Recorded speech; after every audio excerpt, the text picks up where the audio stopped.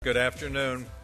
I'm Blanton Godfrey. I chair the Deming Lecture Committee, and I want to welcome you to this very special session of the JSM, the Deming Lecture. This session honors two outstanding statisticians, Dr. W. Edwards Deming and today, Dr. Roger Hurrell. In your plenary awards program, there is a short bio of Dr. Deming. There have been many articles and books written about him and his life. I'll only share a couple personal stories. I first met him at an ASTM E11 meeting when my presentation on statistical graphics interested him enough that he wouldn't let us go to lunch. He asked me to go through each slide while he asked how it was constructed, why, what was the advantage, disadvantage. We became friends that day. He pursued that new interest in statistical graphics by absorbing the work of Bill Cleveland and then becoming a strong friend of Bill's.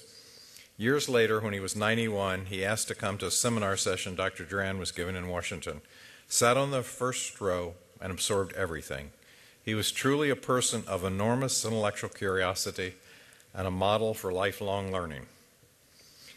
Before introducing Roger, I'd like to thank all of the sponsors who make this session possible.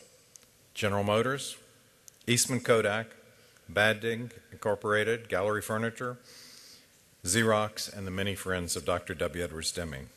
I would also like to thank the 2011 Deming Lectureship Committee, Bovis Abraham, Steve Cohen, William Cumberland, Nancy Gordon, J. Stewart Hunter, Sunil Rao, Marilyn Seastrom, and Donna Stroop. I would especially like to thank Pam Craven of the ASA office, who has done so much to support the work of this committee and make this session actually work. Dr. Roger Hurrell leads the Applied Statistics Lab at General Electric Global Research, which supports new product and service development across GE businesses, from aircraft engines to financial services and many other things. He received a PhD in statistics from the University of Delaware in 1983 and has worked in a variety of technical positions in business environments. He's been a very active statistical professional, published in over 40 refereed articles, and written or edited 6 different books. He's received numerous professional awards, a Fellow of the American Statistical Association and Fellow of the American Society for Quality. He's been elected to the International Statistical Institute and the International Academy for Quality. He's received the Schuhart Medal and the Brumbaugh and Hunter Awards from the American Society for Quality and the Founders Award from the American Statistical Association. In 2006, he received the Coolidge Fellowship from GE Global Research. This is a fellowship that honors one scientist a year from the 4 GE R&D facilities across the world in India, China, Germany, and the US for lifetime technical achievement. He used this fellowship to continue his study of the HIV/AIDS epidemic. His interest in HIV/AIDS began when he was invited to travel to South Africa with Dr. Presha Niedermeyer and her team of business students in 2006. She was at the Graduate Business School at the Union College in Schenectady, and she took this team to investigate what the business community might be able to contribute in the fight against HIV/AIDS. When Roger received the Coolidge Fellowship, he decided to use the 6-month sabbatical that is part of the fellowship and invited Presha to join him in his HIV/AIDS research, including a month-long trip to Zambia, Uganda, and South Africa. During this trip, they, along with Roger's family and other students of Presha's, visited hospitals, clinics, NGOs, churches, community activists, and others involved in combating AIDS in Africa.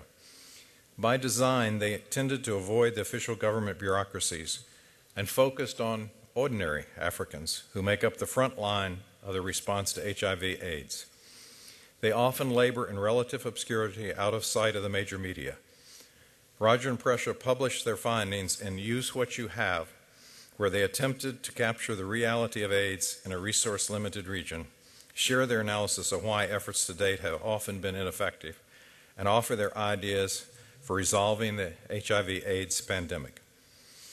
His interest in humanitarian work didn't begin in Africa, but rather in Eastern European country of Bulgaria. For several years, I found at lunch today, I think 11 trips so far, he and his wife Seneca have visited orphanages in Bulgaria, typically with teams from the U.S. who support the orphanages with donations of clothing, shoes, bedding, etc.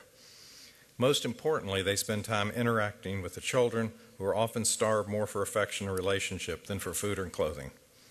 Through their work in Bulgaria, Roger was invited in 2008 to speak on his research at the University of Plovdiv, which is one of the larger universities in Bulgaria. He's become a leading spokesperson to management both inside and outside of General Electric for broad use of statistics to improve quality, productivity, and operations. In the truest sense of Dr. W. Edwards Deming, he questions assumptions and thinks creatively about a wide range of problems, including a global view of improving the human condition. He's been one of the key promoters of statistical thinking and statistical engineering in the statistics profession. Sunday evening, Roger and Ron Snee hosted a session at this meeting of statisticians interested in statistical engineering. From his days at the Scott Paper Company to his leadership in the Applied Statistics Laboratory at GE, Roger has done pioneering work in quality management and expanding Six Sigma quality from the factory floor to financial applications. After the presentation, I told him I wouldn't make him hold the plaque during his whole presentation.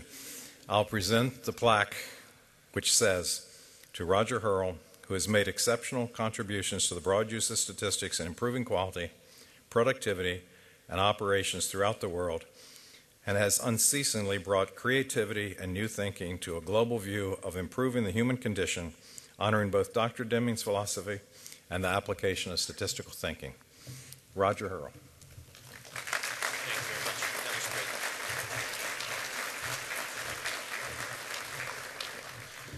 Thank you very much. I want to thank the Deming Committee for selecting me. It's quite an honor, and I take it very seriously. I also want to thank Jerry Hahn and Ron Snee for nominating me for the award. So, moving right along. I'd like to focus on a few areas of Dr. Deming's career that perhaps are underappreciated, not talked about as much as some other areas. One was his concern for the impact of statistics on society. Those of you that have looked at the so-called Deming chain reaction have seen that it doesn't end with money, but it ends with jobs and more jobs, that is impact on society. I also want to talk about Deming's emphasis on the big picture and big problems. Again, for those of you that have read Out of the Crisis, Deming asks in that book, need any country be poor? And that was a sincere concern of his. The third unappreciated area is the call for statistical leadership.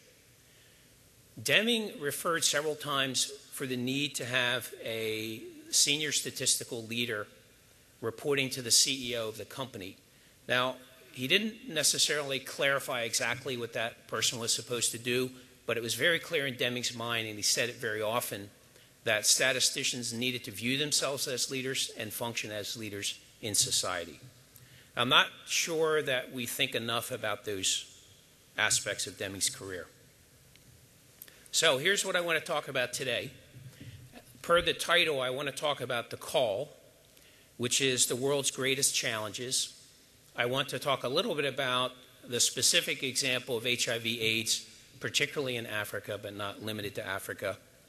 And then one potential way that we can answer, which I view as perhaps a new discipline, but one based on an old idea, this being statistical engineering. I'll spend a little time comparing and contrasting statistical science and statistical engineering, give a few examples from my own career, actually, and then talk about the potential role of statistical engineering. So let's talk about the call. One of the most interesting meetings that I've ever heard about is a meeting that was held in Copenhagen, Denmark in 2004. And this was pulled together by Bjorn Lomborg, who's an economist. He pulled together some of the world's leading economists, including 3 Nobel Prize winners. And the purpose of the meeting was to look at what are the biggest challenges facing the world and not prioritizing the problems, but looking for tangible solutions that would produce tangible impact and trying to prioritize those solutions. The specific question he asked was, if one had $50 billion to spend, how could it best be used to make a difference in the world? Where should it be spent? How should it be spent to really make a difference? And in my mind, I think this is a first in human history of getting that caliber group of people together to deal with the biggest problems facing society. Lomborg was asked to speak about the results of this conference at the TED conference in 2005. And so we're going to show a brief video clip now of Bjorn Lomborg discussing this at the TED conference.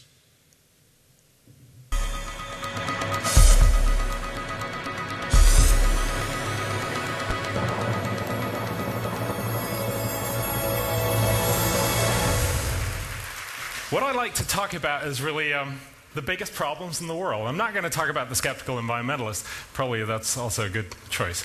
But I am going to talk about what are the big problems in the world. And I must say, before I go on, I should ask every one of you, try to get out pen and paper, because I'm actually going to ask you to help me to look at how we do that. So get out your pen and paper. Bottom line is, there is a lot of problems out there in the world. I'm just going to list some of them. There are 800 million people starving. There's 1 billion people without clean drinking water. 2 billion people without sanitation, several million people dying of HIV/AIDS. The list goes on and on. There's 2 billion people who will be severely affected by climate change, so on. There are many, many problems out there. In an ideal world, we would solve them all. But we don't. We don't actually solve all problems. And if we do not, the question I think we need to ask ourselves, and that's why it's on the economy session, is to say, if we don't do all things, we really have to start asking ourselves, which ones should we solve first? And that's the question I'd like to ask you. If we had, say, $50 billion over the next 4 years to spend to do good in this world, where should we spend it?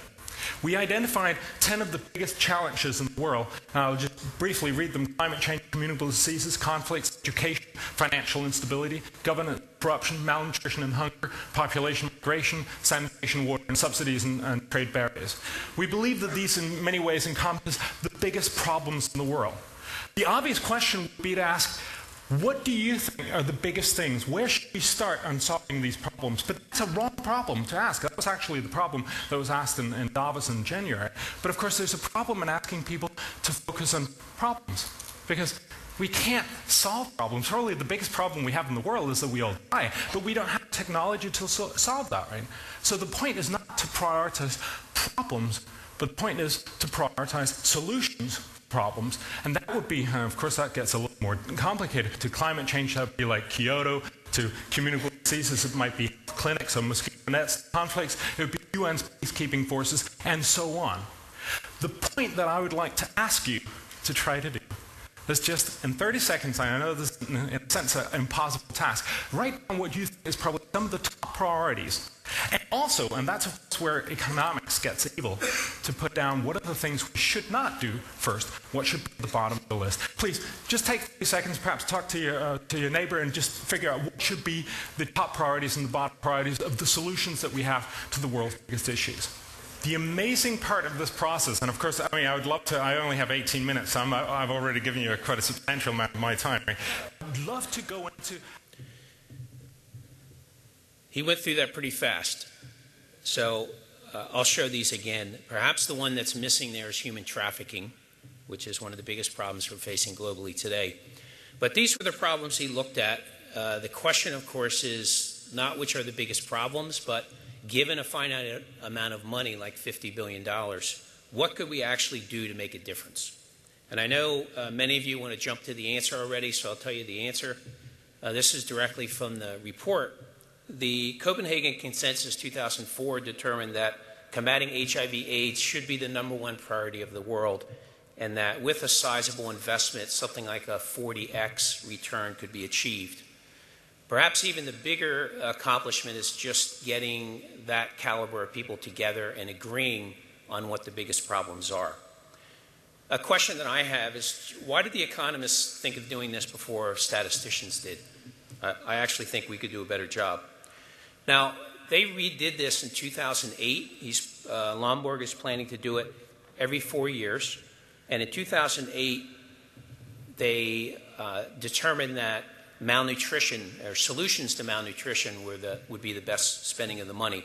But I want to talk right now about what's happened in the fight against HIV/AIDS since 2004. So, for example, in 2008, the U.S. Centers for Disease Control announced that we had been underestimating the incidence rate of HIV by about 40% since the 90s, and that it was actually a much worse problem in the U.S. than we had originally thought. And those of you that are my age will remember that AIDS was originally viewed as a gay disease, and after it broke out in many of the gay communities through a lot of educational efforts, it came down significantly in that community. Recently, unfortunately, there's been a resurgence in the gay community, or as the literature refers to it, men who have sex with men, so that over 50% of the infections in the U.S. are in that community, disproportionately in the minority community. 2/3 of these folks do not know about their infection, so obviously they're not able to protect themselves or others. Another interesting, unfortunate change in the HIV/AIDS situation is that now, if we look on a global basis, over 50% of the new infections are in women. And many researchers refer to this as the feminization of AIDS. So, yeah, there has been some progress. There are some exciting things in the literature, but unfortunately, it's still a very serious pandemic. In 2009, the World Health Organization announced that AIDS-related illnesses are now the leading cause of death for women between the ages of 15 and 44. That's globally. Of course, the vast majority of these women are poor and live in developing countries. In the U.S., if we restrict it to the United States, African Americans make up about 13% of the population, but 50% of those infected with HIV. And in the U.S., HIV is now, or AIDS-related illnesses are now the leading cause of death for African American women between the ages of 25 and 34. In fact, their infection rate is about 15 times the infection rate of Caucasian women. So net, it basically says that globally, women of color are in the crosshairs of the HIV/AIDS pandemic, and that some people may feel it's been dealt with, but there's millions of people that are still dying, and clearly it hasn't been solved. One of the studies that I would like to focus on is a very interesting statistical study performed in Malawi that was reported on in 2010 at the International AIDS Society meeting in Vienna. It actually made the front page of the New York Times, if anybody wants to see it afterwards. So this was an interesting study where the researchers took a treatment group of young girls and gave them between $1 and $5 a month if they stayed in school, and gave their parents between $4 and $10 a month for household expenses. There was then a control group that received no money, neither the children or the parents, and girls were randomly assigned to groups. So, logical question, how much difference can $5 to $15 a month make? Well, the researchers were pretty surprised when they got the results back a year later, and they found that girls in the control group, that is, that had not received any money, had an HIV infection rate 2.5 times the infection rate of the girls who had received the money, or the families who had received the money. And the sample size is such that you pick your test, your favorite test, this is statistically significant. So for me, I think the jugular question when presented with results like this is this acceptable?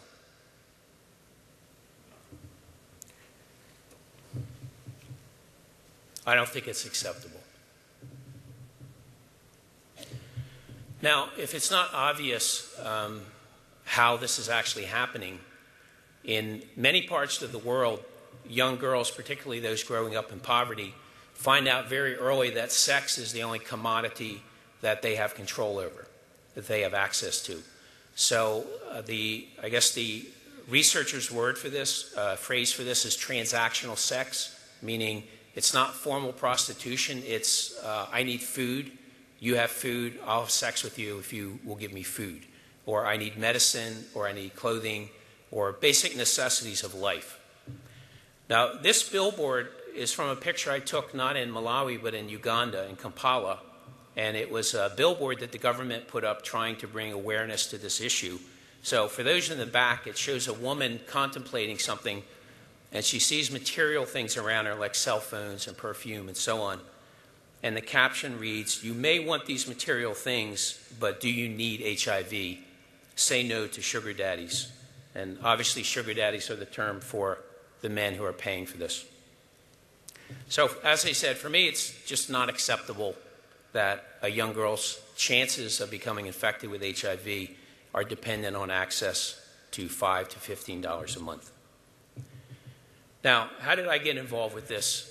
Bland said a bit of it. I received a fellowship, a very generous one, from the General Electric Company in 2006 and spent 6 months in 2007 working with Dr. Preston Niedermeyer. We only spent part of that in Africa, and the purpose of our trip was really to figure out how can it be that for a disease that's both preventable and also treatable, we could have billions, perhaps even trillions of dollars spent and still not solve the problem. What's missing here? What's going on? How can this be? And as Bland said, I heard in 2006 about people working in the townships. And when I went back in 2007, I said, I don't want to hear about them. I want to talk to them. I want to go meet those people. So no offense, I don't want to go to the government AIDS society. I want to go to the people in the trenches that are working with people on a day in and day out basis. So I don't know if you can see this, but it's a map of Africa for those Americans like me that are geographically challenged. So I started in Munich, Germany, at the GE Research Center there, and flew down to South Africa in the bottom, to Johannesburg. We visited several townships in the Johannesburg area, then flew up to the middle of Africa to Entebbe Airport in Uganda, visited Kampala. From there, we flew back to Johannesburg and went to Mamelodi, which is a township of about 1 million people outside of Pretoria, the national capital. From there, we went north again to Ndola, Zambia, to a rural village called Baluba. From there, we flew back to South Africa to Cape Town, which is in the southwest. From Cape Town to Durban, where we went to McCord Hospital. And then the last stop was in the Maasai tribal region, which is in Mpumalanga in South Africa. So yeah, we were maximizing our frequent flyer miles. So what actually came of this? Did we solve the HIV/AIDS pandemic? No. We did publish a book on our findings. A couple major conclusions we had. One is money is certainly necessary, but money is not sufficient to solve this pandemic. So a focus solely on money, in my view, is not going to work, although we do need money. The second point, made in America solutions often fail outside a U.S. context. Several of the people we met told us about meeting Westerners, Americans and other Westerners, that come over with what they called a superpower mentality, meaning we're the superpower, you're the ones in trouble, we know what we're doing, we have all the answers, just listen to us. Some researchers refer to this as a God complex, meaning even though I may be very well-meaning, I really want to help people, I have in my soul an inherent belief that I'm better than you and that I'm superior, and therefore I'm going to come over not asking questions, I'm going to come over with answers because I'm superior and I have the answers. And my experience and the experience of a lot of other people demonstrates that that doesn't work. Third, back to the money issue, I went over thinking this is really about charity, how much money can we raise, and I came back thinking, no, it's really not about charity, it's about justice. Charity is pretty easy to do. We could take an offering right here and collect a lot of money to help with some cause. Bringing justice is a much more difficult challenge. Ron Snee, my colleague, reminds me that much of Deming's career was focused on impact, on actually making a difference, not just talking about things.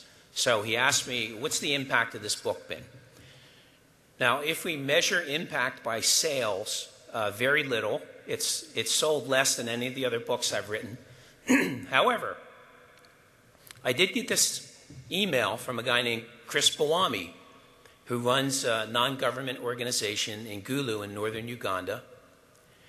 And he basically told me he got the book from a friend of a friend, and that it's totally changed how he's working with women that he's taken who were abducted by the Lord's Resistance Army in northern Uganda, and he's trying to integrate them and their children back into society. So from my point of view, that's made it a huge success. Now, some of you may think, well, are you sending Chris Bawami money? Is that why he said that? Actually, I've never met Chris Bawami. I've never sent him a dime. My daughter Erin and her husband Mark, who are here today, they were in northern Uganda earlier this year. They did meet Chris, but I've actually never met him. One other thing I'll show you from the book that goes back to the whole charity justice thing. The other point that other researchers have found, and we certainly found, was that sometimes helping can hurt. That is, sometimes things you do to try to help actually make the situation worse. So we found if you want to make enduring social change, you really have to look at two dimensions. One dimension is the impact on the recipient, the person that's getting this. And you can basically just give a handout to somebody who went through a natural disaster so they can survive, and that's fine. Or you can empower them with education or clean water so they can do something for themselves, and you can actually offer them economic sustainability. And then on the horizontal scale, we also need to think about the donor, because any of us can write a check for $50, put it in the mail, and it's out of sight, out of mind. That will have no impact on us whatsoever, except it may enhance our God complex that we're superior because we're helping somebody else. I think we need to get beyond just putting a check in the mail. One way, believe it or not, is through social entrepreneurship. That is for-profit enterprise, things like Product Red, Fair Trade, Certified Coffee, etc., where we're invested financially, not just sending a check, but we're actually engaged. And then even a stronger involvement than that is to get personally involved. So we feel while activity in each of these areas is needed, if you look at the overall map, for enduring social change, we really need to move from the lower left to the upper right, where people are getting involved personally and we're helping create economic sustainability.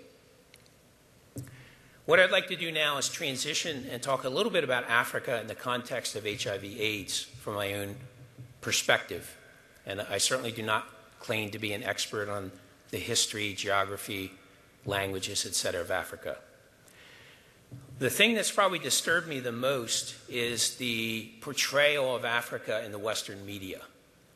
So if we just took a poll, certainly of all the Westerners here, and said, when you hear Africa, what do you think? War, poverty, corruption, disease. Why? Well, because that's in the newspaper all the time. That's what we see on TV. And we could come to believe that there's no good news in Africa. Well, there's a lot of good news in Africa. It's just not making its way into the Western media. So, for example, we've got Bill and Melinda Gates, Warren Buffett, Bono, Oprah Winfrey, all trying to save Africa, and the Western media seems to be asking the question, is Africa hopelessly broken? Now, I've certainly seen a lot of negative things in Africa. I can't lie about that. However, I would like to look at the other side of the coin, and what I'd like to do is talk about some of the really positive things that are coming out of Africa, some of the positive things that are happening in Africa. I'd like to agree with a friend of mine named Adam Mangwe from Nelspruit, South Africa. And Adam said, what he told me is, the sun is not setting on Africa, the sun is rising on Africa. Now, Adam knows a little bit about what he's talking about. He was orphaned at age 5. He grew up destitute. And as a young man, Adam was eking out a survival living by cleaning toilets. And he said his life changed one day when a man came in to use the bathroom and looked at him and said, Adam, you are a champion. And Adam said he looked around to see if there's anybody else in the bathroom. He said, well, you can't be talking to me because I'm an orphan. I clean toilets. That's who I am. And the man said to him, no, Adam, I've seen your character. I've seen your work ethic. You're going to do great things. You are going to make a difference in the world. Now, you might be wondering the same thing that I'm wondering, which is, okay, that's a really nice thing to say to somebody. How does that change your life? And what Adam told me, he said, you have to understand the context from which I heard that. He said, that was the first time in my life anyone had ever expressed confidence in me. It was the first time in my life anyone had told me that I could do anything with my life. So I chose to take that and run with it. So Adam is now pastoring a church in Nelspruit, and their church is caring for about 200 orphans in the Nelspruit area, which is also in Mpumalanga. So we have a young man who started life as an orphan, and now he's caring for hundreds of other orphans. Another person I'd like to tell you about is a woman named Jolly Inyeko from Mutongo in Uganda, which is outside of Kampala. That is Jolly on the left. That's my wife Seneca next to her, me, and then a doctor from the local medical college, Makerere Medical College in Kampala. Jolly has a very interesting life story. She was born one of 30 children to her father. Her father was a village elder and therefore could afford many wives. Unfortunately for Jolly, her mother did not have high status within the family structure. So she and her brothers and sisters grew up quite poor and had to scavenge through the forest to find food.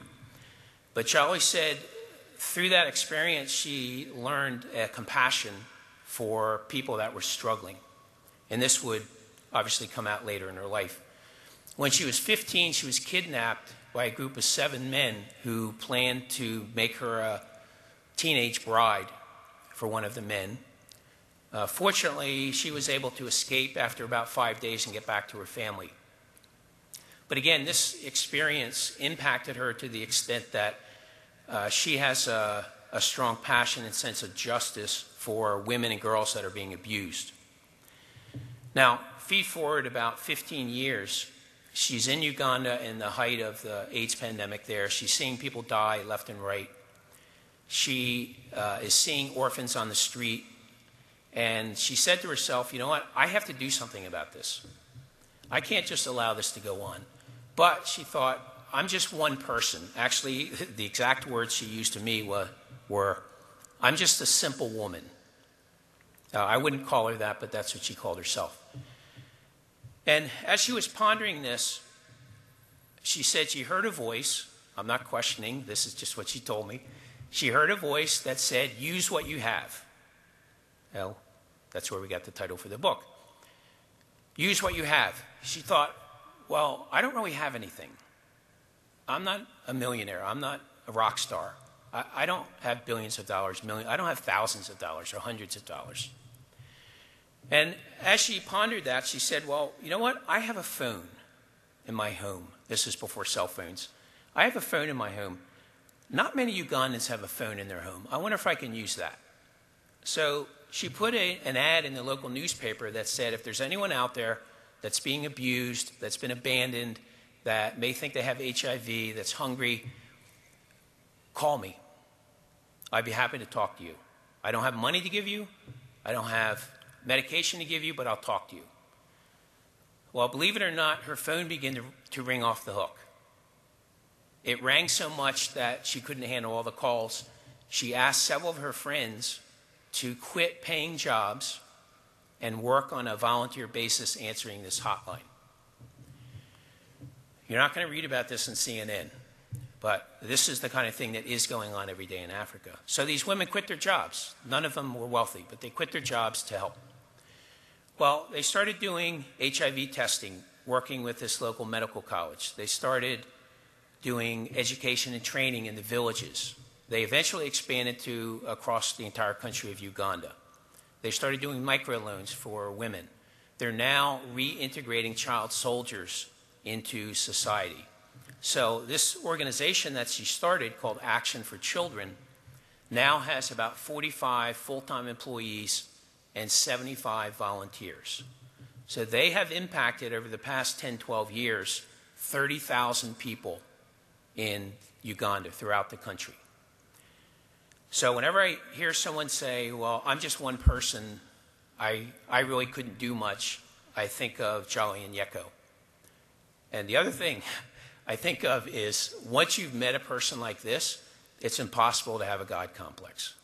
You might have an inferiority complex, but you will not have a God complex. Another interesting person that we've met is named Patricia, and I apologize because I don't know Patricia's last name. I forgot to ask. But Patricia lives outside of Baluba, Zambia, which is, the closest major city is Ndola. You can actually fly there from South Africa. Patricia was the housekeeper in the guest house that we stayed in while we were in Zambia. And she wasn't on our agenda. I had no intention of talking to her. Actually, my wife just started chatting with her one day in the guest house, and we found out she had actually a pretty interesting story to tell. She was widowed and left with 2 children to care for, which is a very precarious place to be for a Zambian woman. And then one by one, her 3 sisters all died of AIDS. And so she did the only thing that she considered to be appropriate. By the way, she's the one on the right. That's my wife on the left again. She did the only thing that she thought she could do, which is she took these children in, so she was now up to 8 children. And then a special needs child was abandoned in the village, and she thought to herself, I just can't let this child starve to death. So I'm taking this one in too. So now this widow in Zambia is up to 9 kids that she's caring for. So we were wondering, should we take up a collection? You know, what do we do for this woman? So we sort of politely asked how she was doing, and she said, oh, we're doing fine. We have food, and all my kids, all 9 kids go to school, which is not easy to do in rural Zambia because there's no transportation. So she's paying all the school fees, uniforms, etc., and transportation for 9 kids to go to school. So we thought, wow, they must really pay well here in this guest house. And Patricia said, oh, no, I don't get paid like that in the guest house. But I was able to become part owner of a farm. So my family and I work the farm on the weekend. I hire somebody else to work it during the week. And it being a tropical climate, we can get 3 harvests a year. So I make more money from the farm than I do from working here.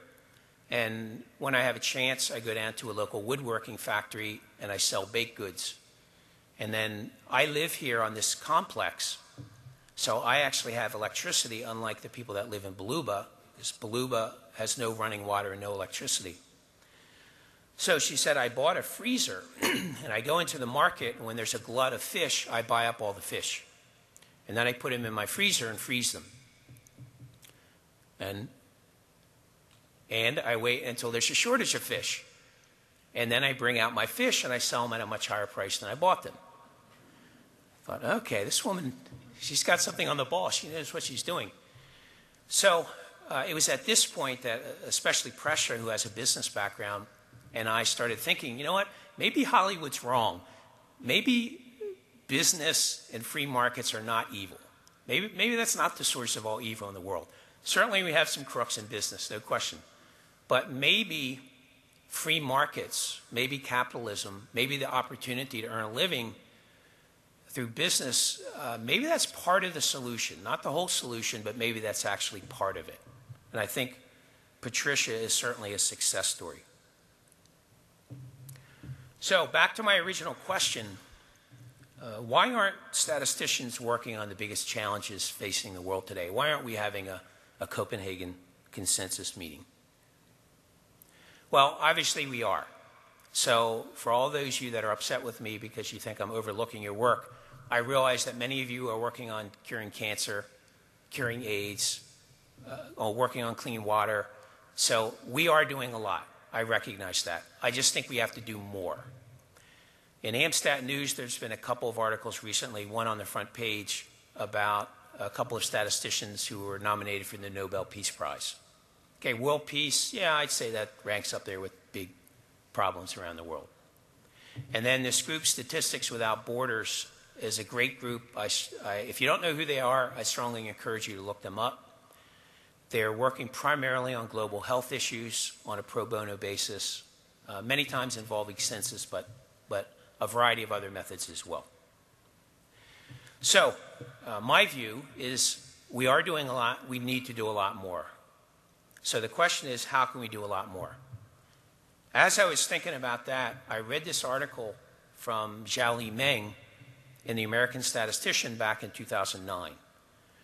In that article, he talks about a course that's being taught at Harvard called Stat 399, Problem Solving and Statistics. Okay, what's unique about that? And I'm quoting from him.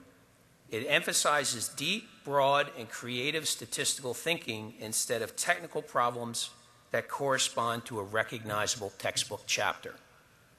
Well, certainly none of the problems that we're talking about, none of the ones on the Copenhagen Consensus list correspond to a recognizable textbook chapter.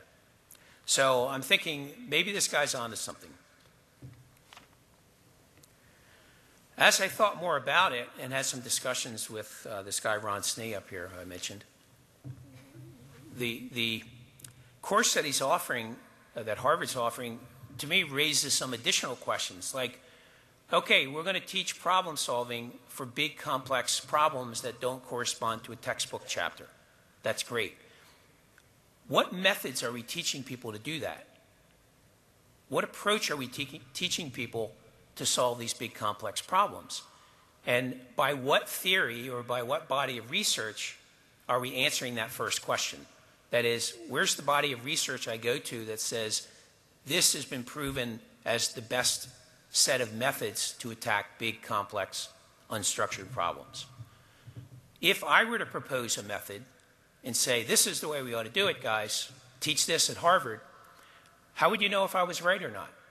How would we know if there's a better approach?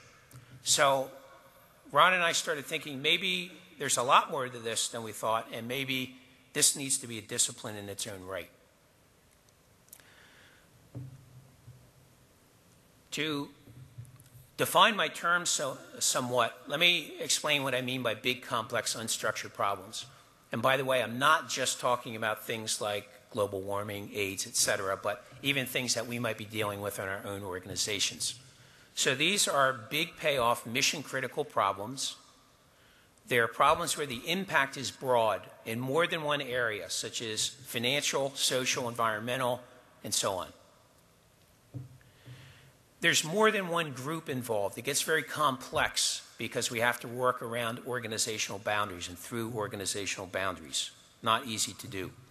The complexity is not just technical complexity, but there's also non-technical complexity as well. There could be politics, there could be cultural issues, and so on. There's multiple sources of data and information. So nobody gives us the master data set, but we have to go to a variety of different sources, get data, and then sort of figure out what the heck do we have here? How do I merge all this disparate data together? There is no single statistical technique that will solve the problem. There's none that could be invented. There's no amount of data mining we could do. We're going to have to use multiple methods, a variety of methods, to address these problems. And by the way, we'll probably need some non-statistical methods as well. Creative use of information technology is required for success.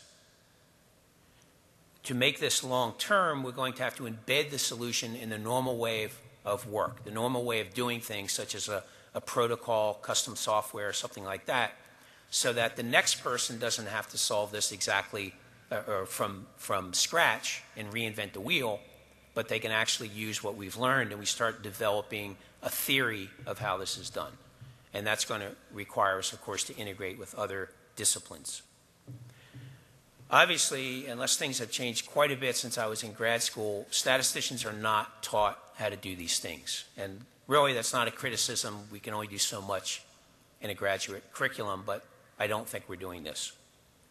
So, what should we be doing? I had another interesting occurrence as I was pondering these things. Susan Hockfield, who's the president of MIT, recently visited the Research Center last year. The reason she visited the Research Center, she also happens to be on the GE Board of Directors. And some of you may have seen her name in the paper recently. She was asked by President Obama to co-lead the advanced manufacturing program that the federal government has just started. Anyway, I'm sitting there listening to her speak. She's a great speaker if you haven't heard her speak. And suddenly she started talking about the intersection of science and engineering. And I started to hear bells go off in the back of my head. She said, and I'll quote for those of you in the back, around the dawn of the 20th century, physicists discovered the basic building blocks of the universe, a parts list, if you will. Engineers said, we can build something from this list and produce the electronics revolution and subsequently the computer revolution. More recently, biologists have discovered and mapped the basic parts list of life, the human genome.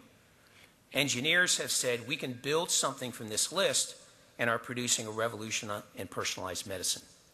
Now, she may have published this elsewhere, but there was no written version of her talk, so I wrote this down as fast as I could. And I started thinking, well, that's great for physics and that's great for biology, but I'm a statistician. In statistics, we spend a lot of time developing a lot of methods, and they're very good methods. They actually work. I happen to know that. But who is taking the time to sit back and think, how can all these methods be integrated and linked so that we build something of greater importance to society, greater than the sum of the parts or greater than any individual method? And by the way, if we as statisticians don't do that, what are the implications? Is it possible that someone else will step in and do it? A mechanical engineer who worked at GE told me, well, that's why the engineering discipline was developed. The physicists didn't want to do this 100 years ago. And I started thinking, well, I'm not sure I want that to happen to the statisticians. So I think, in all humility, we're the only ones capable of doing this. Now, I do have a conjecture, and my conjecture is there are a lot of examples that we can pull out of the literature and probably from your own experience where we and other professionals have built something meaningful from this parts list. We have built something novel that's never been done before to solve a big problem, integrating 7 different statistical methods and possibly some non-statistical methods. That's definitely true.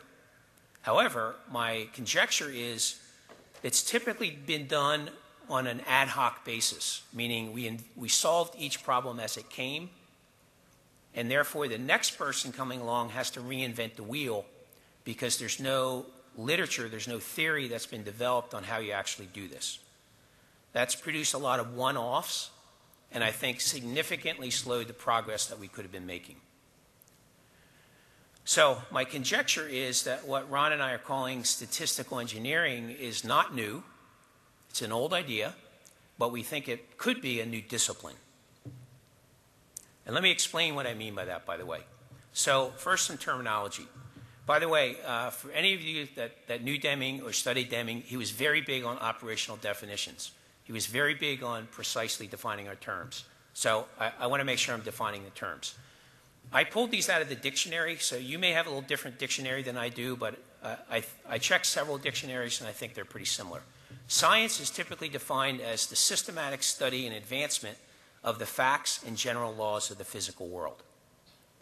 Engineering, on the other hand, is typically defined as the study of how to best utilize scientific and mathematical principles for the benefit of humankind. So basically what that says, while scientists are studying the fundamental laws of nature and breakthroughs and how nature ticks, engineers are stepping back and saying, okay, what can we do with this knowledge? How can we actually use this to make a difference in the world? And an example that I would use is the IBM computer Watson that some of you may have seen win the Jeopardy challenge against 2 of the all-time champions in Jeopardy. Chris Welty was one of the scientists who worked on the Watson project. He went to a local university, RPI, which is just down the road from GE Research Center. So he came back to RPI for a Watson party that they held in his honor and agreed to stop by the research center and give a talk on Watson, actually the day that it first aired on national television. So I had the opportunity to have lunch with Chris, and I said, Chris, I'm struggling with this whole science engineering thing. So what you guys did, based on these textbook, dictionary definitions, would you say that you guys produced a scientific breakthrough or that you produced an engineering breakthrough? And he said, oh, it's an engineering breakthrough. Essentially, all of the building blocks to make Watson were already there. We hardly invented anything. However, nobody had been able to figure out how do you take all this stuff and put it together in a system that will actually work and will actually beat human beings. Now, some of you may feel that Watson was a publicity stunt.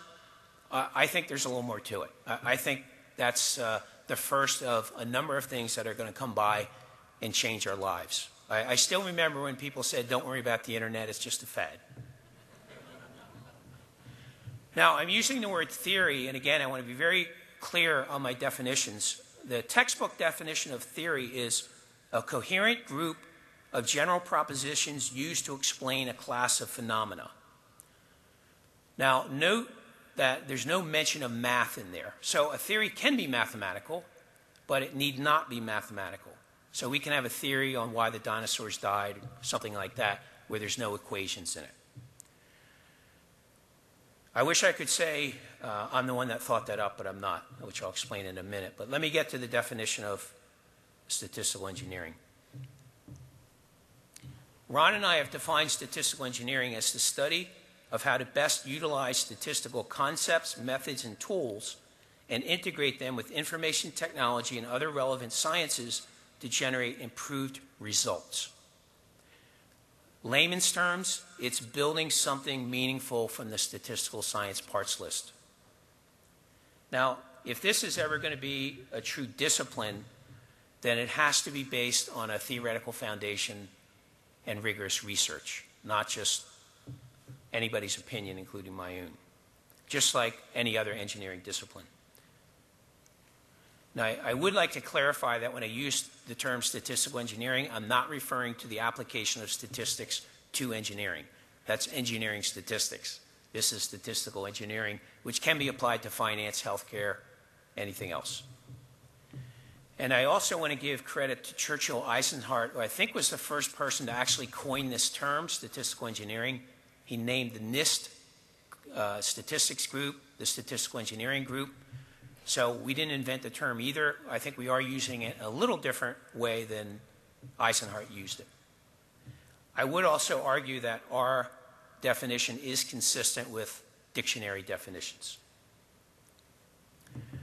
Now, as I said, I wish I could tell you I'm the one that thought of this fact that theory doesn't have to be mathematical. And this is a quote, you may have seen it elsewhere, from Lindsay et al., 2004, where they talk about the dichotomy between applied and theoretical statistics, and that the traditional view misinterprets what theory actually is, and that they agree with what David Cox had already said years ago, that theory is primarily conceptual rather than mathematical. So people a lot smarter than me have already thought of this. I'm just agreeing with them and reminding you of what they've already said.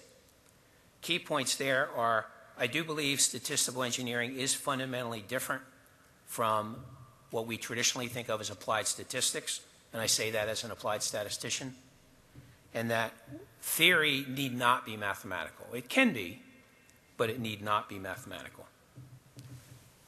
I'm going to get a drink. Who took my scotch? Man, I hate it when that happens. Now, when I talk about other people's careers, they often get really upset with me. And they say, no, you don't understand my career. So there's one career that I know more about than anybody else in the world, and I'm the absolute authority on that person's career, and that's my own.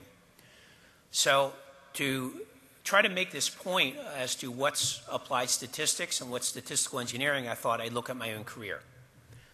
So I started my career as an intern at DuPont, which is where I met Ron Snee. He was my boss, actually. He was only 15 at the time, I think.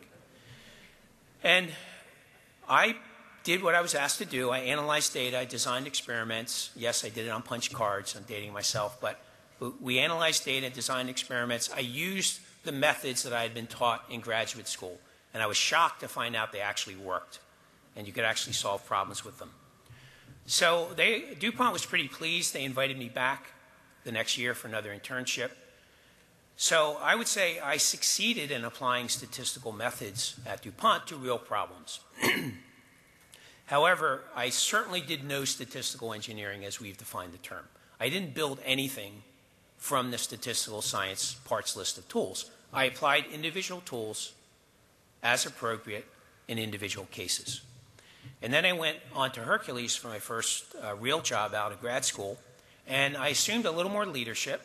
I spent a little more time trying to figure out, well, what really is the problem? And maybe what this guy's telling me isn't the real problem, and I have to ask some questions and talk to somebody else to find out what the real problem is.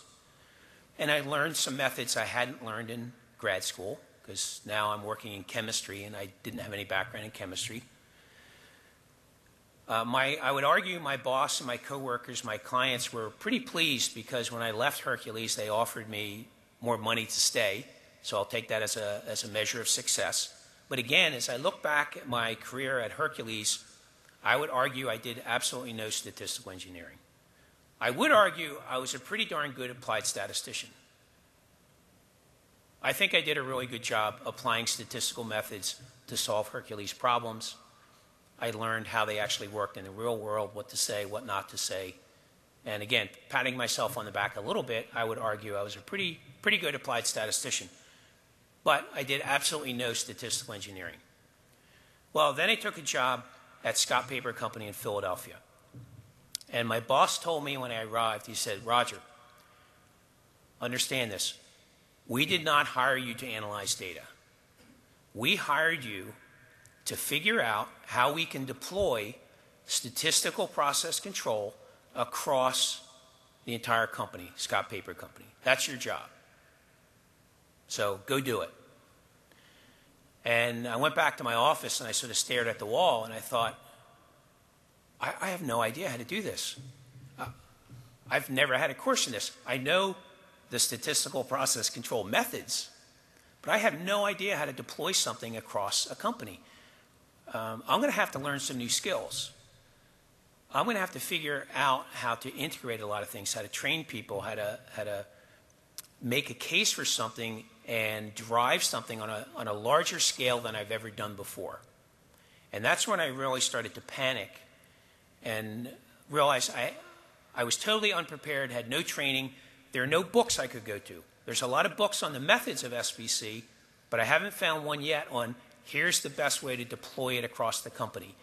If you have written that book, I'll buy one from you right after the session. Name your price. Bring it on up. So I left Scott Paper Company, went to GE in 1995, and it's pretty much been statistical engineering the whole way in that I was asked, how do you deploy Six Sigma in R&D? Because Motorola is doing it in manufacturing, but they've never done it in R&D, so you got to figure out how to do that. And then they said, well, that was too easy. Figure out how to apply Six Sigma in finance. We're going to send you down to corporate finance in Fairfield, and you show them how to do Six Sigma, because we don't know how to do it. Then we started building facilities overseas, Shanghai, Bangalore.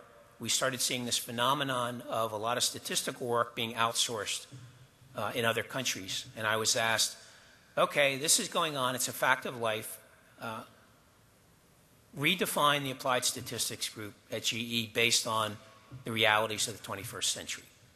Okay, again, I hadn't found a book to tell me how to do that.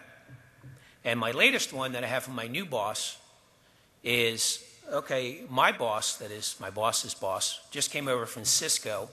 He's building a software center of excellence in the Bay Area.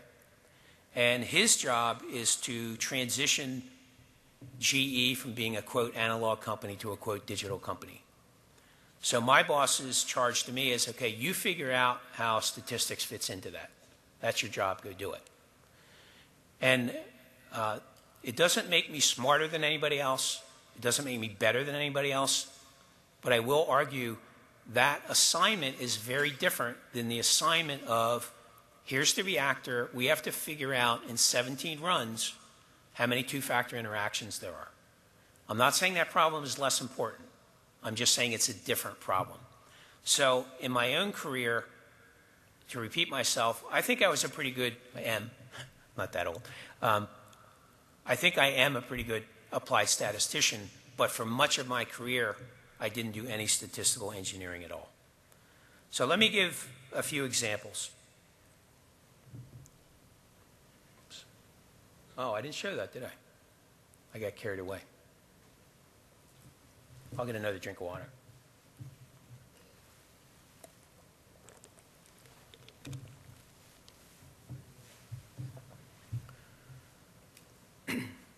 So many of you have heard of the Six Sigma initiative, Lean Six Sigma. I view this as an example of statistical engineering, as the product of statistical engineering. In that, what it basically does is take a variety of methods and links and integrates them in a logical way to produce a generic problem-solving methodology. Not one that's best for every problem, but one that's pretty good for a lot of problems. Now, early on, a lot of people in the statistics community criticized Six Sigma because they said, you know what, it hasn't invented any new tools. And I think the critics are exactly right. It didn't invent any new tools. So it is not an example of statistical science. But it is an example of statistical engineering because it's taken tools that already existed, linked them in unique ways, built something unique that hadn't existed before to drive greater impact. For example, I've had a number of people at GE tell me, yeah, I really understood this when I had it in college. I knew about hypothesis testing, regression, design of experiments. But then I came here to GE and I had these real problems and I didn't know which tool to use. And now that I've taken the Six Sigma training, now I understand that it's an overall process and the tools are actually linked and you have to use them in an appropriate sequence. And they sort of naturally flow from one to another. The other point I would make is that, contrary to popular opinion, Lean Six Sigma did not come down from Mount Sinai in tablets, but it was actually developed over years of trial and error, of finding things that worked and finding things that didn't work. So iteration of the scientific method.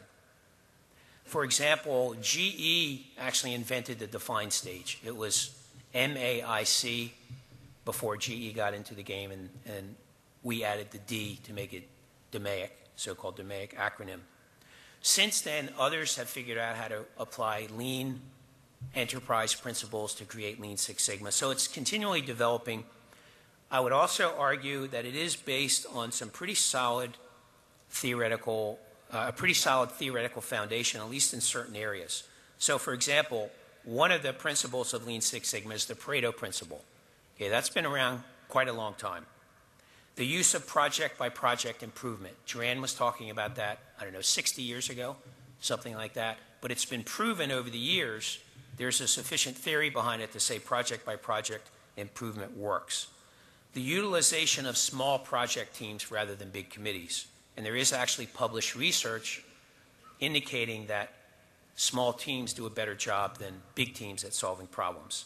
And then if you look at the individual tools within the Lean Six Sigma toolkit, they generally have very strong theoretical bases. Design of experiments, regression, SBC, etc.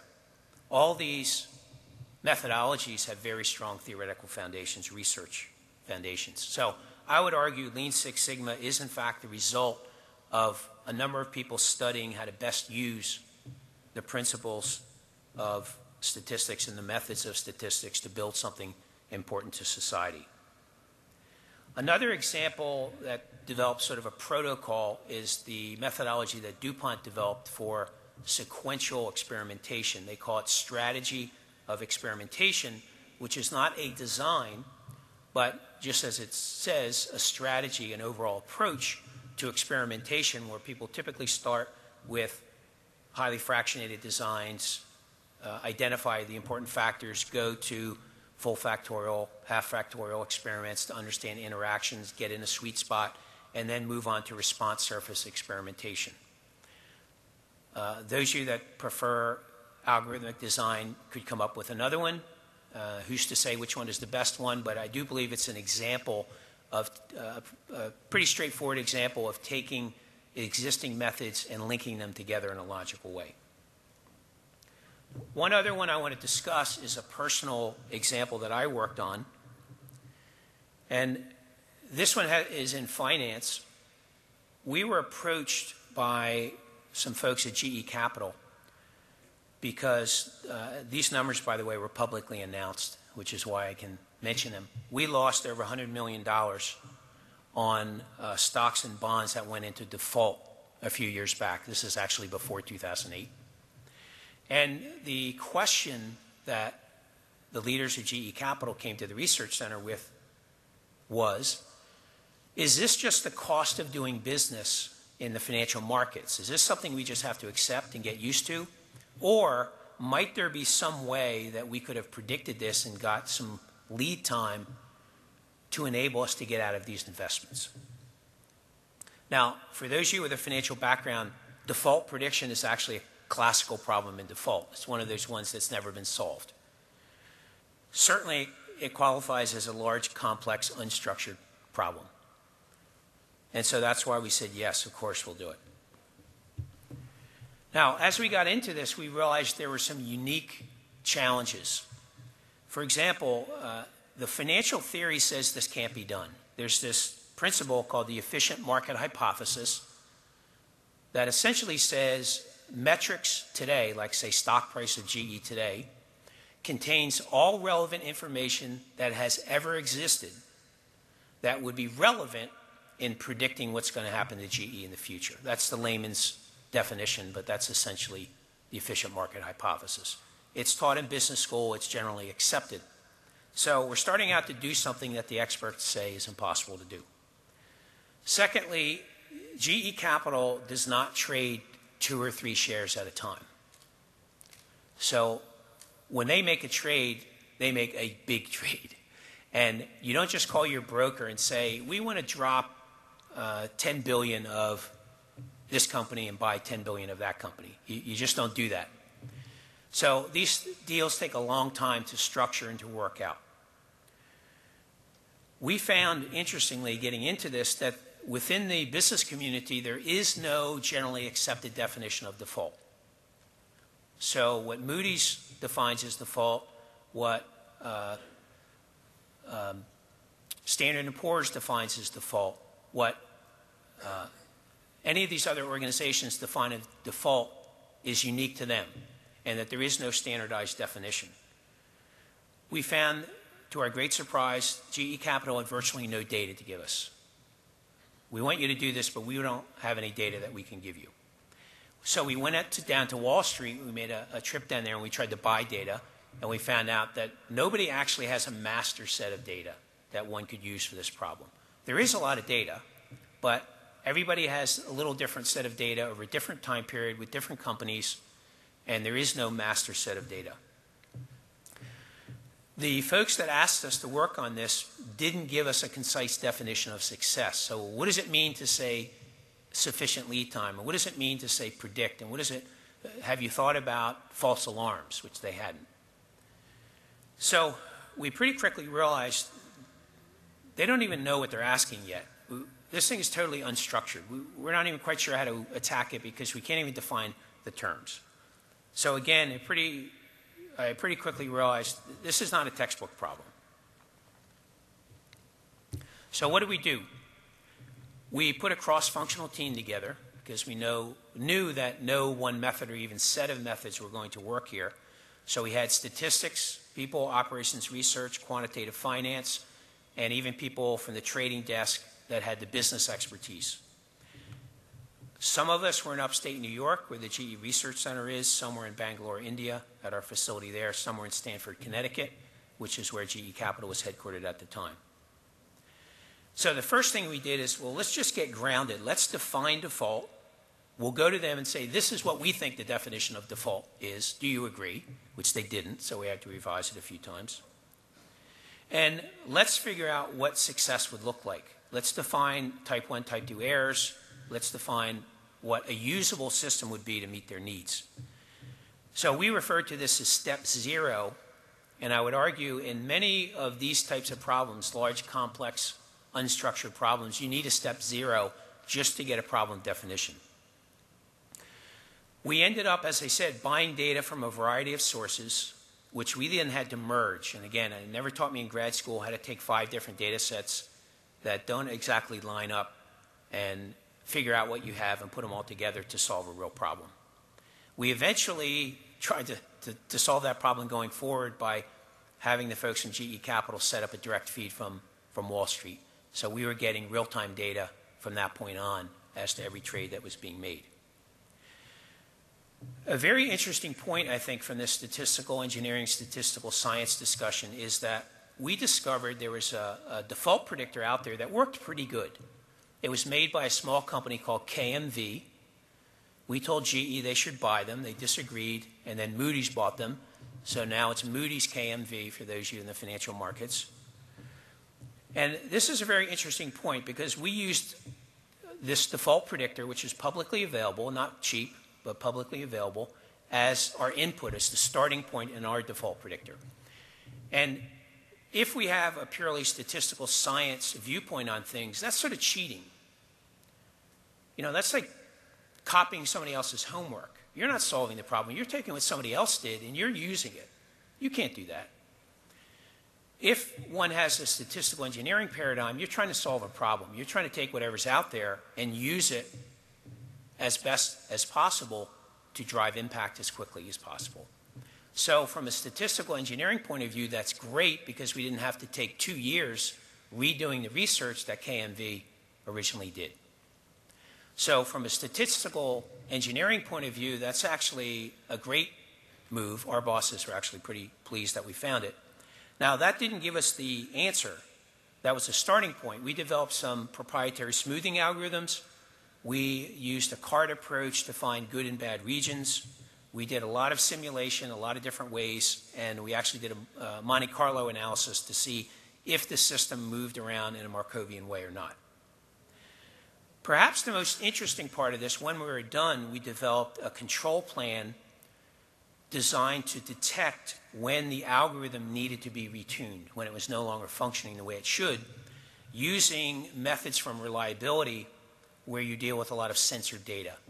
So we had some of the reliability folks working with us to help figure out how to do the censored data analysis and determine when tuning was needed.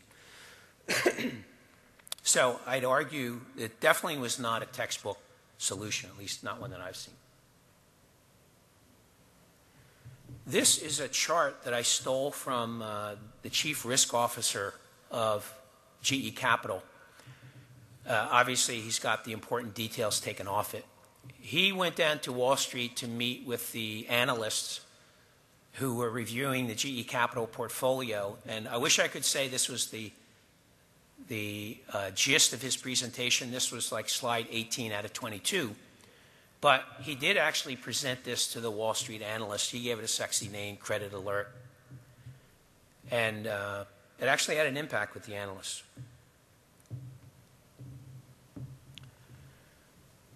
Unbeknownst to us, he also got a group that reported to him and said, I want you guys to go study this thing and see if it really works. And I don't want you to involve the scientists that put it together. So we didn't even know this was going on. He said, I want you to go off, go through the last year, and run this thing. Every time it says something's red in the simulation, sell it and buy something in green. Now, whether you could actually do this for real is another subject, but that was the simulation. So they went off and did this simulation. They came back and said, if we had used this system and actually done that, our results would have been positive to what they actually were in the hundreds of millions of dollars. Okay, not in the thousands, but in the hundreds of millions. So this convinced him to make this part of the official deal review and approval process for major deals at GE Capital. So when somebody comes in with a major deal, they have to run it through the system and see where the system would place it. This is what we refer to as embedding a solution into the work process. So it's not dependent on one person saying, oh, you know what, I think this is a good idea, I'm going to do it, where 7 other people say, well, I don't think it's a good idea, I'm not going to use it. So it's formally embedded into the work process. And we were able to patent this as well. mainly to protect our rights to continue to use this. We have no intention of licensing it. The bottom line there, as we've talked about before with Deming, it's all about impact. And statistical engineering does lead to impact. I'd also point out that sometimes these statistical engineering algorithms, or approaches, I should say, develop a protocol or standard way of doing things like DMAIC in Lean Six Sigma. Sometimes it's just an individual application to a given problem that you don't necessarily develop a protocol, but hopefully you learn about how statistical engineering works. You develop some theoretical background so that you're better able to apply it in the future. That's the only way this thing can really take off. So in terms of the potential impact, anything has a lifetime to it. We as a profession have had a profound impact on society. There's no question about it. But like anything, that impact is limited over time. I think if we're solely focused on statistical science, we will have impact, but it'll be limited. If we're able to expand our viewpoint and include statistical engineering as well as statistical science and work on both, then I think we define a new curve and we can have greater impact. So I do want to emphasize that I'm all in favor of statistical science. I don't think statistical science is less important. It's always been important. It always will be important. In addition to that, I think we also need statistical engineering. They both have to be working and hopefully working in concert. So if we're actually going to do this, how are we going to make it happen? And in my view, it's going to require a lot of leadership on our part. Leadership of the profession and leadership among individual statisticians to make this happen. And I define leadership, actually I didn't define it, I stole it from somebody else again. But the best definition I've seen of leadership is taking people from the current paradigm to a new paradigm. So if we're going to drive this change, it's really a change of thinking, it's a change of paradigm, and if we don't do it, no one else will. I think it's going to require leadership, but as is noted here, leadership is optional. We don't have to do it. We can step back and let somebody else do it. We don't have to answer the call. So if we think about how statistical engineering fits into the total scheme of things, one of the ways that I think it fits in and fills a niche that's needed is linking statistical thinking with statistical methods and tools. Now, Ron, myself, Lynn Hare, a number of people have been talking about statistical thinking for a long time, and frequently people tell me, well, that's conceptual, it sounds good at the 60,000-foot level, but how does that actually apply where the rubber hits the road? How does that actually change what we do with the tools on a day in and day out basis? And to be honest, we never really had a good answer for them. So we're thinking about statistical thinking, which is really strategic. It's how to think about statistics and how and why it should be used. And then we're talking at the operational level about the actual methods. But I think what was missing is a tactical level or a gap between the strategic and the operational. Ron and I like to view a lot of things from this strategic, tactical, operational model because I think it ensures that we are thinking holistically, we're thinking about the big picture, and that we're using clear thinking and not just zoning in on one area. And again, going back to Deming, he was a big proponent of thinking about the system and not just about individual items within the system. Now, I realize many of you here probably have never seen a formal definition of statistical thinking, so I want to provide that. Deming did not provide this definition, but every single line of it was based directly on Deming's philosophy. Statistical thinking is a philosophy of learning and action based on these fundamental principles. So it's a philosophy. Thinking is the important word. It's small s, capital T. It's about thinking, not about methods. All work occurs in a system of interconnected processes. variation exists in all processes, and understanding and reducing variation are keys to success. And this is the definition published back in 1996. Now, the first point may seem a little confusing. What was Deming talking about? Well, Deming reminded us that we needed to think about the system. We couldn't just hone in on one little piece. We had to think about the system. He was also, I think, maybe 30 years ahead of his time in realizing that the traditional paradigm we have for statistical sampling, which certainly when I went to grad school, it was sampling colored balls out of an urn. You know, you have so many red balls, so many yellow balls, so many blue balls. If you sample this many, what's the probability that this happens? And unfortunately, that impacted a lot of our thinking, and we thought, well, that's how the real world works. The real world is a big urn, and it's the same yesterday, today, and tomorrow, and it just has a certain number of colored balls in it that we sample from.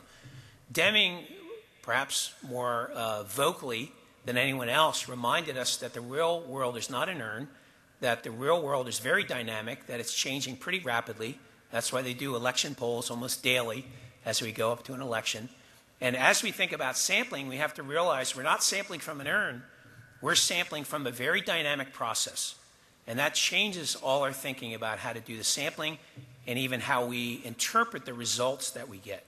For example, no one would do an election poll 2 months before the upcoming election and declare a winner.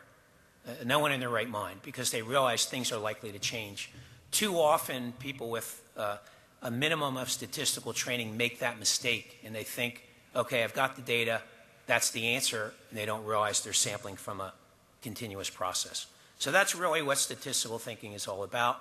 Think about what you're doing, realize you're sampling from a process, not an urn. Think about the big picture, the system, and how all the processes are related. Focus in on variation. Try to understand it, and where appropriate, try to reduce it. That's basically it. Now, a number of people have said, well, you know what? I don't agree with your definition. I don't agree that statistical thinking is the right philosophy. Okay, it's a free world. There's a lot of other philosophies you could have if you prefer. So, in my mind, the whole Bayesian frequentist discussion is an argument over paradigms. It's an argument over how we view the world. It's not really a mathematical argument. We both agree on the math. It's just a matter of what approach do we want to take? What's our paradigm about how we ought to attack a problem? Algorithmic, classical design of experiments. Again, we all agree on the math. That's not what's being disputed. It's what approach should we take? What's the philosophy that I should be using in designing experiments? Parametric, non-parametric, et cetera, et cetera. So you pick your favorite one, but it's all about philosophy, and the philosophy drives the action. So I think, and Ron thinks, that statistical engineering can actually fill this gap, in that we can take the principles and concepts of statistical thinking and develop tactics, develop protocols that will link to the methods. And I think Six Sigma is a classic example of this. It's really based on the principles of statistical thinking, of understanding processes, studying, and reducing variation. But it provides a protocol or an overall approach to do that, which pulls from the set of statistical methods. So that statistical engineering approach links the philosophy to the individual methods. Now, I also think that statistical engineering can help link statistical theory with statistical practice. And the reason I say that, I've been emphasizing throughout the talk the need for theory and the need for research and to develop a theoretical basis. So in my view, statistical engineering is not just a set of things that work, but it's a set of things that are researched and we understand why they work. So there's a theory behind them based on rigorous research. So by definition, they're grounded in statistical theory, but the theory is based on what will actually drive impact in practice. So in our view, there's a natural linkage between statistical theory and statistical practice that statistical engineering can make. The other arrows are on there because we think we need further developed theory, not only for the methods, but also for statistical engineering. We need a theory of that. And we think that the philosophy of statistical engineering needs a deeper theory as well. So we should be working on the philosophy of statistical thinking. And of course, we should be applying not only the methods, but applying statistical engineering and applying statistical thinking in our daily work.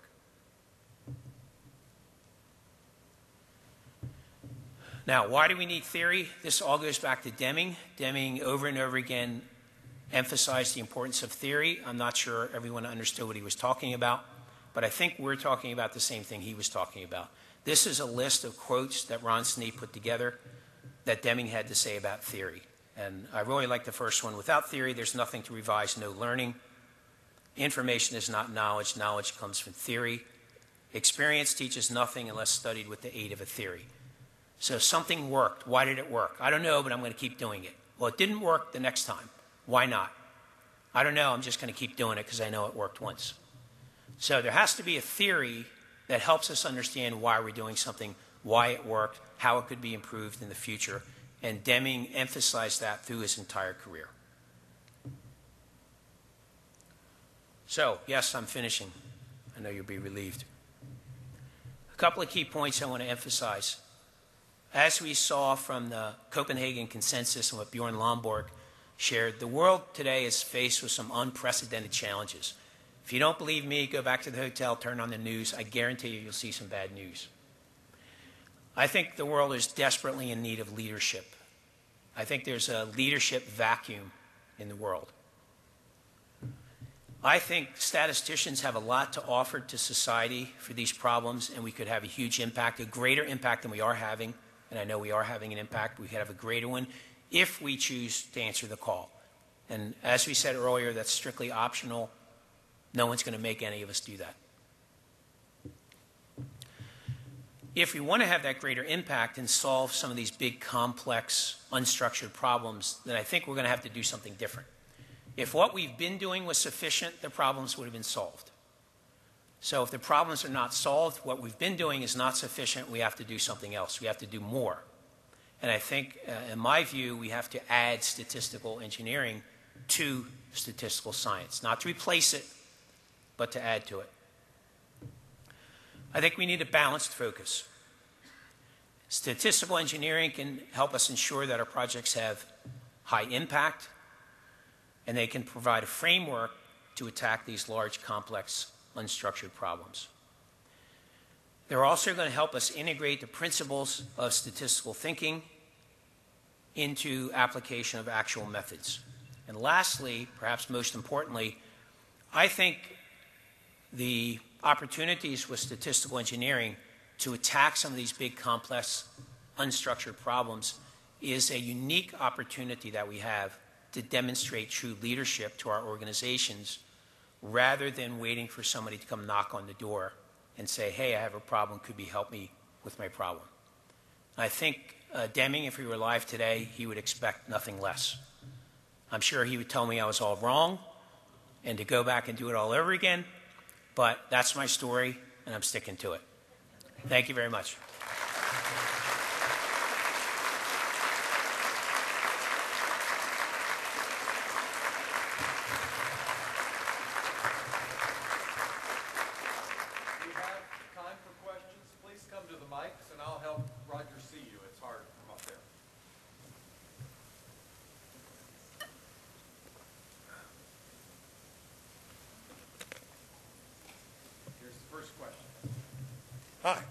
Hi.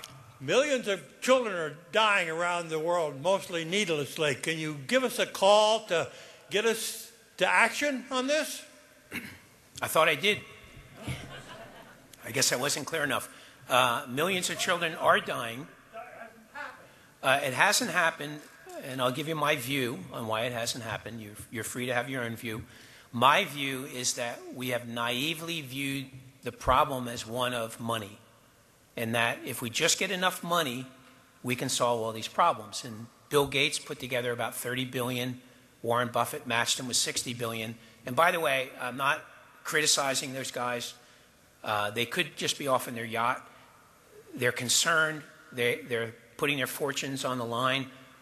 Unfortunately, I don't think money itself is the answer. And there's a lot of people that want to help, but in my view, throwing money at the problem isn't going to solve it. What is I think what Presha and I spoke about in the book is we need more searchers and fewer planners. And I stole these terms from somebody else too. But a planner is somebody that sits in the U.S. and says, okay, we're going to set up this $10 billion program to eliminate poverty in Zambia. So here's what we're going to do. The first year we're going to build 10 hospitals. The next year we're going to build 50 schools. The next year we're going to do this. And they get their plan together and they go over to Zambia and they find out, you know what? Zambia is not that much like Kansas. You know, this plan would work perfect in Kansas. I don't understand why it won't work in Zambia. What is wrong with these Zambians? A searcher is someone that walks around Zambia and tries to find the next Jolly Nyeko and says, you know what? She's onto something. She understands the local culture. She understands the language. She's demonstrated results in this context with very little resources. If I gave her a little more resources, I bet she could do a lot more. That works. Now, the problem is that takes time. And the Bill Gates of the world don't want to be told it's going to take 50 years. They want to do it in 2 years. Hence the $10 billion master plan that never works. Question from over here. Yes, Louise Ryan, CSIRO in Australia. Roger, I really enjoyed your presentation, and I think I and many of the people in the audience would resonate with what you're saying about the role of the statistician in terms of statistical thinking. I really like that. My question is, do you have any advice for how we all navigate our own organisations and the funding mechanisms to argue that our staff need time to be able to think in the way that you're describing and not just do the project work? Because it does take time to do the kind of engagement that you're describing. Yes. So how do you describe it to the guys who have the purse strings? That's my question. That's $1 million question, literally. I view it as my job to make this happen. And it would be if I can just be blunt, it would be very easy for me to go into work every day at GE and just push papers. Sign this paper, send it to that person, sign this paper. And I could make a successful career out of pushing papers and never really take any risk and never stick my neck out and never try to make things happen. Those of you that know me, I would get bored doing that very quickly. So I fought. I've argued. I hopefully have exerted some leadership and gone to my bosses' bosses, and said, we have to do this. And I'm going to do it unless you fire me. If you fire me, I won't do it. But if you don't fire me, I'm going to do this. And so far, I haven't gotten fired. I think we have to take risk. We have to communicate well. And I've also chosen at times, how many GE people here, to ask for forgiveness rather than permission. I've just done it. I do view one of my jobs as sort of insulating my group from the bureaucracy. And sometimes I get hit with the bureaucracy and I come home and complain to my wife, but I don't say anything to my group about it. And I just say, look, you know, here's what we need to do, go do it. And they don't even know that I'm being hit with the bureaucracy. But, you know, quite frankly, like most of us in here, I get paid a lot of money. There's billions of people in the world that would love to make what I'm making. So if I'm not willing to take some risk and tell my boss that he's wrong and argue and fight and insulate people in my group from the bureaucracy so they can do the right thing, then I don't feel good about accepting my paycheck.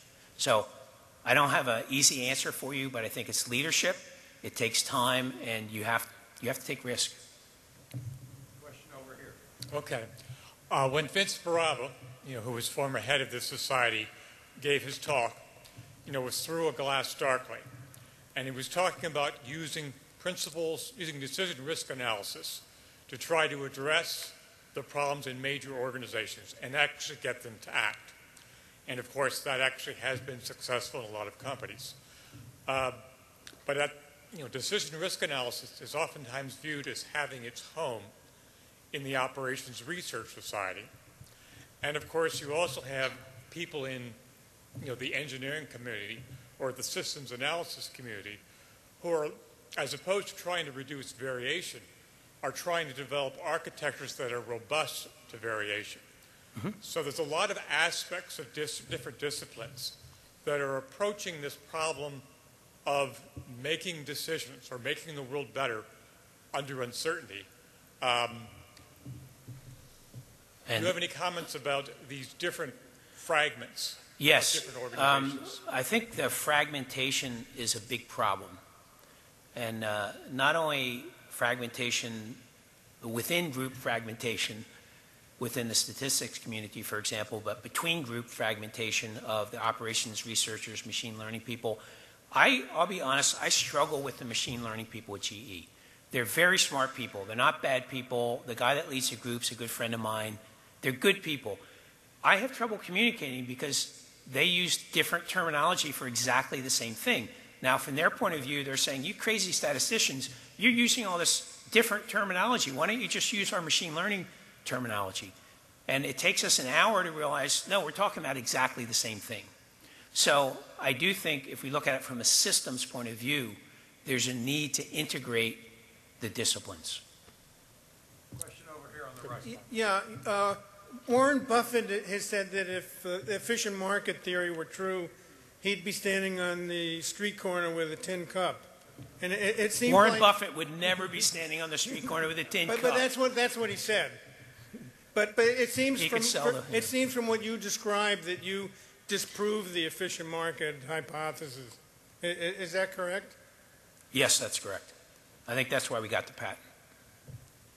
One question over here on the left. Roger, as you will put at the beginning of your talk, there's a lot of needs. It's the third world or developing nations out there. And sometimes we think the Bill Gates of the world are the ones who have the power and maybe even the responsibility to get there. However, there's things that all of us can do. Things like, for example, when we come to an international conference like this one, we can go to our library, take one of these books of introductory or mid-level statistics with lots of examples and lots of applications that we receive from these editors that want them to adopt it. Bring it here. Find a colleague from the third world and give it to him. There were 5,000 people in this conference here. If 10% of us would have done that, at the end of the week, 500 textbooks would have been going out there to many nations in the third world. That's an example. Yes, one of the hazards of the sort of superpower mentality and having $60 billion is it's very easy for everybody else to say, well, that's Bill Gates' problem. Global poverty is Bill Gates' problem and Warren Buffett. I don't have $30 billion. I can't join their club. So I'm going to let them solve it. And it creates this false sense that it's somebody else's problem and I, as a citizen of the world, have no responsibility to make the world a better place. I just reject that. I think Bill Gates is in a better position because I wish I had $60 billion. So he's in a better position, but that's not an excuse for me to do nothing. So I absolutely agree with you. Just a minor point. You used the term default to refer to stocks and bonds as it being in default, and I've not heard of a stock going into default. I've heard of a stock going to zero, which your GE stock came within 5 points in 1960, 2 years ago. And it's now worth, I think, 17 or 18 points. Now, that's an illustration of what Warren Buffett was talking about when he said the efficient market theory is a lot of foolhardy nonsense. And I'm really surprised that you would present a slide that the efficient market theory is widely still held as valid. It's not. It's totally been debunked. You should have told that to the folks at GE Capital then, because they told us that it wasn't. Actually, you are correct. You did catch me in a misstatement. You're absolutely right. You cannot default on a stock. So it was loans and bonds. I was using the illustration later of a stock, and I did misspeak, so you're exactly right. Thank you for correcting me. One more question here. All right, thank you. My name is Brian. I'm a graduate student, and as someone who is just starting their statistical pathway, I guess, what words of advice would you have for someone to cultivate them as a statistical engineer as opposed to someone who gets locked into theory and applied and kind of having that kind of mentality towards it? Sure. The first piece of advice I would have for you is to think big. don't think small. So don't think about the little things that you could do, the easy things. Think big. What are some big things that if you told your friends you were working on, they would laugh at you and say, well, that's ridiculous. You could never do anything about that. It kind of goes without saying, but I'll say it anyway. I had a number of people, well-meaning people, that advised me that it was a total waste of my time to spend my sabbatical studying the HIV/AIDS pandemic, and I really should do something more appropriate, like prove a theorem or do some narrow statistical thing. So that's how they think. I'm not judging them. That's how they think. That's not how I think. So do I think I can cure the AIDS pandemic? Probably not, but it's worth a try. I'd rather try and fail than to have said, you know what, I'm not even going to try. I do know that I've had an impact, and I don't want to go into all the stories, but I believe I saved somebody's life in Zambia who was dying of AIDS but didn't want to be tested, and I convinced that person to be tested. They were tested, they were positive, and they were able to go on antiretroviral therapy. So can I cure the AIDS pandemic? No, but there's probably one person today that's still alive that wouldn't have been alive if I hadn't made that trip. Let's give Roger one more hand.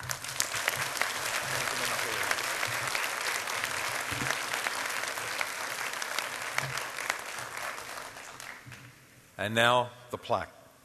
To Roger Hurrell, who has made exceptional contributions to the broad use of statistics in improving quality, productivity, and operations throughout the world, and has had unceasingly brought creativity and new thinking to a global view of improving the human condition, honoring both Dr. Deming's philosophy and the application of statistical thinking. Roger. Thank you very much.